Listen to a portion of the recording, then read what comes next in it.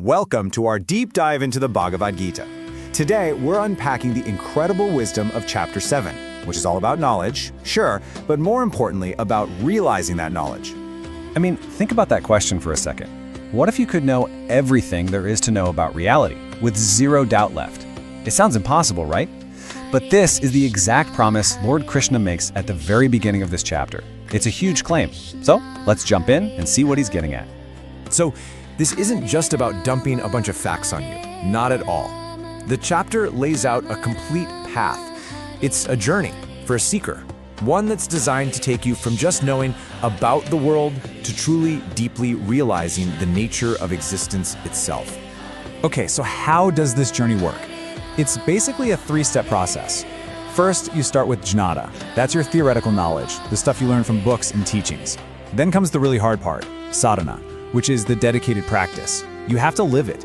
And if you do that, you arrive at the final goal, vijnana, which is that direct experiential wisdom. It's a wisdom you feel in your bones.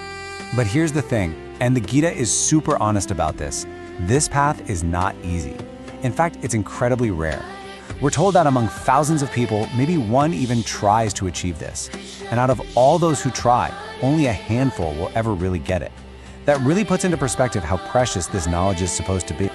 All right, so if we're going to understand this ultimate reality, we need a map, right?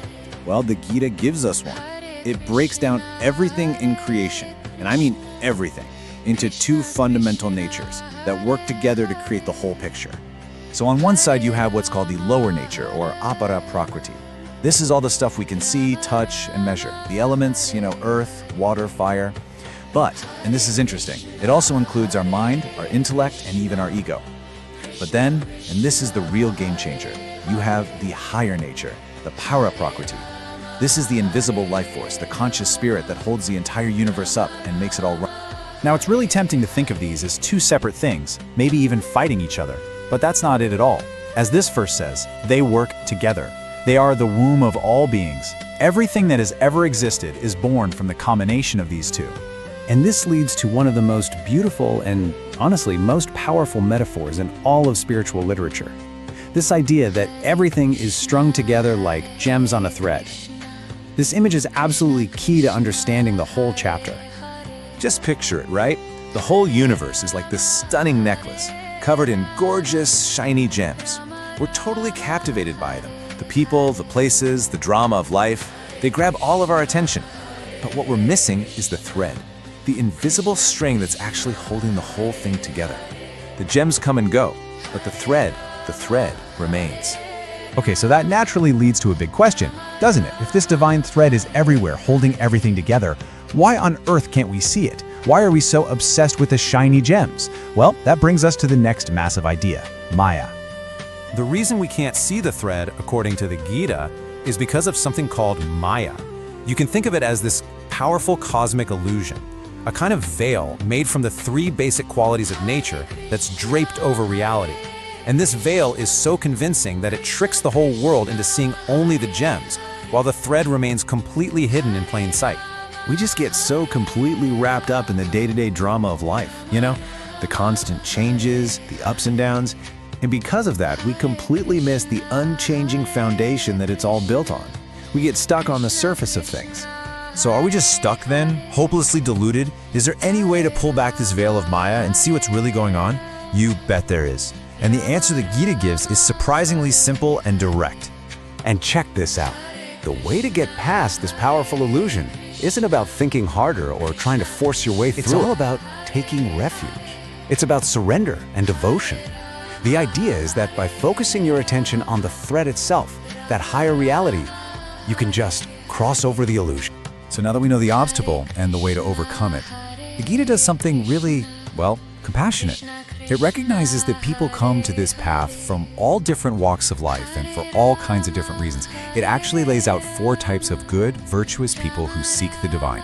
And what I love about this is how inclusive it is. It's not saying there's only one right reason to seek something more. First, you've got the artha, the person who is suffering and seeks relief. Then there's the artharti, who's looking for prosperity or help with their worldly goals. Then you have the jignasu, who is just curious and wants to know the truth. And finally, at the top, you have the janani, the wise. So yeah, all 4 are on a good path, They're all considered virtuous, but the text is also crystal clear that one of these types stands way, way above the rest. It's the pinnacle of the spiritual journey. And that brings us to the absolute peak of this seeker's journey, the final destination, you could say. We're talking about the state of the fully enlightened devotee, the one who has moved beyond asking for anything. This is the jnani. And the way Krishna talks about the jnani, it is just staggering. He doesn't just say, oh, I like this person the best. No, he says the wise one is my very self. Think about that for a second. It's a statement of complete and total unity, a collapse of all separation. So what's the secret sauce here? Why is the jnani held in such high regard? Well, a few things. First, their devotion is focused. It's not a matter of God and other things, it's God alone. This state isn't an accident either. It's the result of striving over many, many lifetimes. And it all comes from this deep gut-level realization that Vasudeva Sarvam, that the divine really is everything. And just to really drive the point home, the text ends this section by saying, such a great soul is very hard to find. It really emphasizes just how precious and rare this state of being, this Mahatma, truly is. So at the end of the day, this chapter leaves us with a really important question for ourselves. As you go about your life, with your job, your family, all your successes and failures, what are you focused on? Are you getting lost in all the beautiful, distracting, and sometimes frustrating gems? Or are you starting to look for that invisible thread that holds it all together?